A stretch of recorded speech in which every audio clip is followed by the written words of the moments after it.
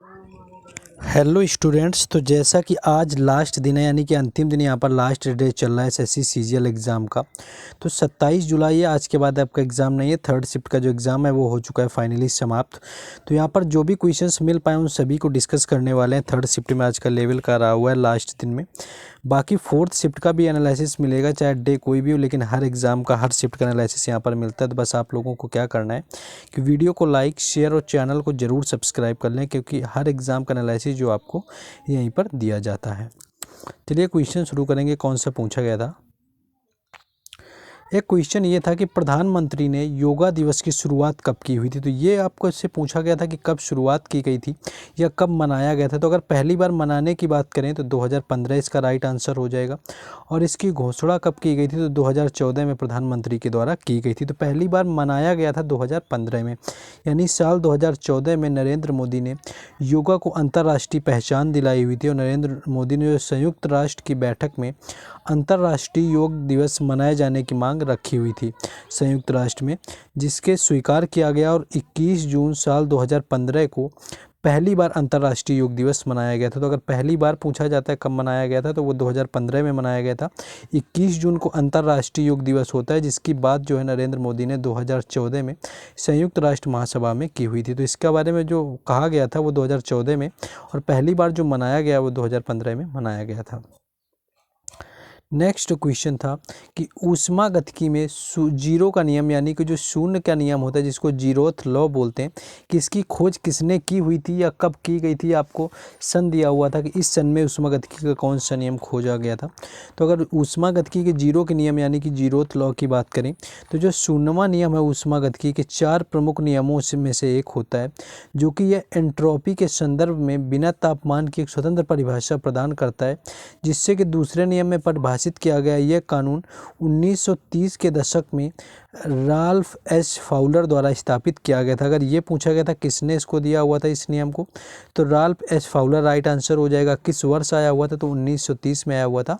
और ये कौन सा नियम था? तो ऊष्मागतिकी का जीरोथ लॉ, यानी कि जो शून्य का नियम था ऊष्मागतिकी का, वो आया हुआ था। नेक्स्ट क्वेश्चन देखेंगे। नेक्स्ट क्वेश्चन यहाँ पर थोड़ा सा डाउट है कि यहाँ पर संविधान का संशोधन 44वां पूछा गया था या अनुच्छेद पूछा गया था। तो दोनों बता देंगे, तो क्योंकि जिनका एग्जाम था वो लोग कन्फर्म कर लेंगे।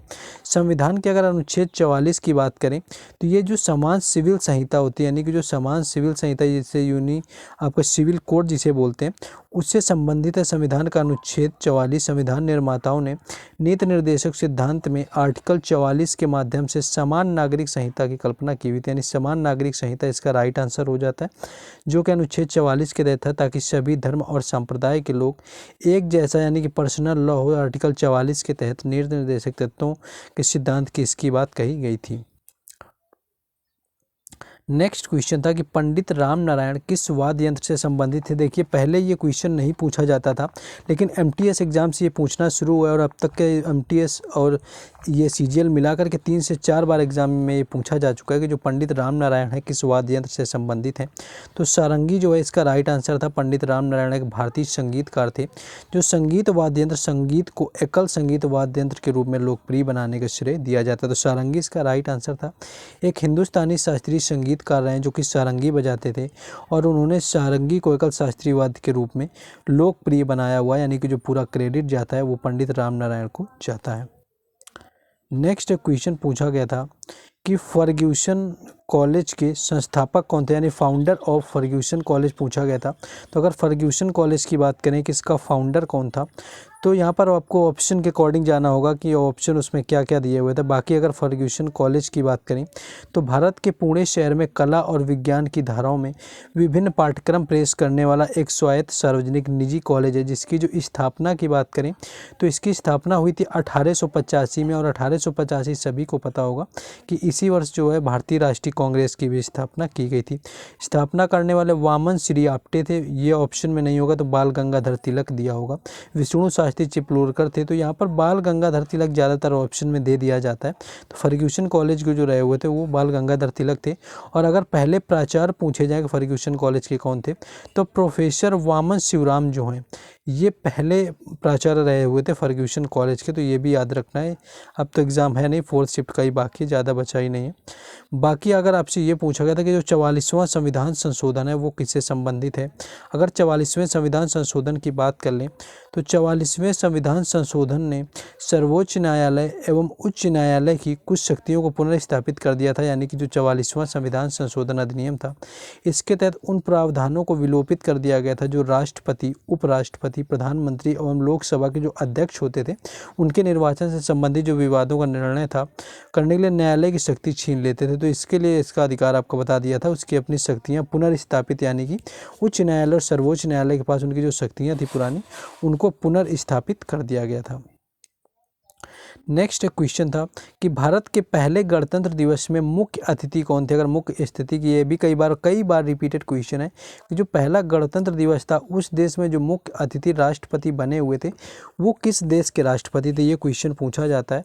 तो जो हमारा पहला गणतंत्र दिवस था वो राजेंद्र प्रसाद ने 26 जनवरी 1950 को मनाया हुआ था, क्योंकि जो राजेंद्र प्रसाद थे उस समय राष्ट्रपति थे पहले। तो इन्होंने पहली बार गणतंत्र दिवस 1950 में मनाया गया जब संविधान को अपनाया गया था, यानी लागू किया गया था। इस दौरान तिरंगा झंडा वगैरह फहराया गया था। और बात करें कि यहाँ पर मुख्य अतिथि कौन था, तो इंडोनेशिया के जो राष्ट्रपति थे सुकर्णो यहाँ पर राइट आंसर हो जाएगा। यानी कि अगर राष्ट्रपति पूछा जाता है किस देश के आए थे तो इंडोनेशिया के थे, और इनका अगर नाम पूछा जाता है तो सुकर्णो इनका नाम था, जो कि इंडोनेशिया के राष्ट्रपति थे और पहले जो हुआ था सबसे पहला गणतंत्र उसमें शामिल होने वाले। नेक्स्ट आगे बढ़ेंगे, लेकिन उससे पहले कहना चाहेंगे कि अगर आप लोगों ने चैनल को सब्सक्राइब नहीं किया हुआ है तो आप लोगों को कर लेना है, क्योंकि आप लोग देखेंगे कि जैसा कि आपको हर एग्ज़ाम होता है और हर शिफ्ट का एनालिसिस करवाया गया, प्लेलिस्ट सबकी बनी हुई है, जा कर के देख लीजिए। कोई भी ऐसा एग्ज़ाम नहीं जहाँ पर आपको एनालिसिस नहीं करवाया गया या कोई भी शिफ्ट आपके लिए छोड़ी गई हो। तो इतना आपको ज़रूर करना है कि जा कर के आपको पहली चीज़ चैनल को सब्सक्राइब कर लें। बाकी इन क्वेश्चंस का PDF लेने के लिए टेलीग्राम चैनल और व्हाट्सएप ग्रुप दोनों के लिंक डिस्क्रिप्शन में दिए गए हैं, तो उनसे भी जुड़ जाएँ। क्वेश्चन ये पूछा गया था कि बनारस घराने के संस्थापक कौन थे। तो अगर बनारस घराने की बात करें तो राम सहाय इसका राइट आंसर था। यानी कि जो राम सहाय थे ये बनारस घराने के संस्थापक थे, जो कि लखनऊ घराने के मक्खू खान के शिष्य रहे हुए थे। यानी कि मक्खू खान थे लखनऊ घराने में, उनके शिष्य रहे हुए थे यहाँ पर राम सहाय, जिन्होंने बनारस घराने की स्थापना की हुई थी। नेक्स्ट आगे देखेंगे। नेक्स्ट है कुछ यहाँ पर ऐसा कुछ पूछा गया था कि जो प्रधानमंत्री गति शक्ति के कितने उद्देश्य, क्या यहाँ पर स्तंभों की बात की गई थी कि प्रधानमंत्री जो गति शक्ति योजना थे उसके कुल कितने स्तंभ रखे गए हैं। तो बजट में जो प्रधानमंत्री गति शक्ति योजना में 6 स्तंभों के तहत देश के विकास को आगे बढ़ाने पर जोर दिया गया। तो 6 स्तंभों के बारे में यहाँ पर दिया हुआ था। बाकी बात करें तो देश को इंफ्रास्ट्रक्चर प्रोजेक्ट के विकास को जोर देने के उद्देश्य से आरंभ किया गया था, जो कि यह प्रोजेक्ट 107 लाख करोड़ रुपए में होता है, जिसके माध्यम से इंफ्रास्ट्रक्चर को एक नया रूप मिला। और इस योजना के अंतर्गत जो था रेल और सड़क सहित कुल 16 मंत्रालय को डिजिटल प्लेटफॉर्म लगाया जाएगा। तो ये कुल 6 स्तंभों में इसका होना था, जो कि क्वेश्चन पूछा गया था। नेक्स्ट क्वेश्चन था, लेकिन जो लोग अभी भी देख रहे हैं वो लोग 4th शिफ्ट में भी आएंगे, क्योंकि यहाँ पर हर शिफ्ट का मिलेगा, बाकी जगह मिले या ना मिले क्वेश्चन 4th शिफ्ट का भी एनालिसिस पूरी तरह मिलेगा। और कल से इम्पोर्टेंट है कि CHSL की जो क्लासेस हैं 10 प्रैक्टिस सेट आपको बेहतरीन तरीके के जो प्रैक्टिस सेट होंगे, क्योंकि ज़्यादा टाइम SSC ने यहाँ पर दिया ही नहीं, CGL के बाद तुरंत CHSL लगा दिया। तो 10 प्रैक्टिस सेट एकदम बेहतरीन तरीके के करवाएंगे, तो चैनल से जुड़े रहना है, सब्सक्राइब कर लेना है। क्वेश्चन ये पूछा गया था कि नाला चरिथम जो था, नला चरिथम शब्द किस शास्त्रीय नृत्य से संबंधित है। तो कथकली इसका राइट आंसर था, जिससे कि नाला चरिथम शब्द संबंधित है, जो कि केरल का शास्त्रीय नृत्य होता है। इसके साथ साथ जो है वो मोहिनी अट्टम जो था, मोहिनी अट्टम भी केरल का शास्त्रीय नृत्य होता है। कुल 8 शास्त्रीय नृत्य जो है भारत के दिए गए हैं, तो ये भी उसी में से एक आपका होता है। नेक्स्ट एक क्वेश्चन पूछा गया था, इस क्वेश्चन में थोड़ा सा डाउट है। देखिए सांवरिया पर्वत आपका पूछा गया था या आपका टेम्पल पूछा गया था, कन्फ्यूजन है थोड़ा। बाकी सांवरिया जो मंदिर है आपका तो अगर आपको ऑप्शन में राजस्थान दिया हुआ था तो राजस्थान आपका बिल्कुल ही राइट आंसर हो जाएगा, क्योंकि जो सांवरिया सेठ मंदिर है वो भारत के राजस्थान राज्य के चित्तौड़गढ़ जिले में स्थित एक लोकप्रिय मंदिर है। यानी कि जहाँ पर मंदिर स्थित है सांवरिया का, वहीं पर पर्वत भी स्थित होगा, जो कि सांवरिया पर्वत है। ये स्थित है राजस्थान के चित्तौड़गढ़ में, तो यहाँ पर राजस्थान ऑप्शन में दिया होगा, जो कि राइट आंसर था। और ये जो मंदिर है यह भगवान कृष्ण को समर्पित है और अपनी शानदार वास्तुकला और जो है धार्मिक महत्व के लिए इसको जाना जाता है। नेक्स्ट आगे क्वेश्चन नहीं मिले हैं, तो इतना ही कुछ कुल आज यहाँ पर जो 3rd शिफ्ट हुआ था, 3rd शिफ्ट में इतना ही पूछा गया था। 27 और जुलाई लास्ट डे है एग्ज़ाम का, बस 4th शिफ्ट का एग्ज़ाम, एक शिफ्ट बाकी है, उसका भी करवा दिया जाएगा एनालिसिस। तो आप लोगों को देख लेना है, बाकी चैनल को सब्सक्राइब ना किया हो तो वो जा कर के सभी को कर लेना है।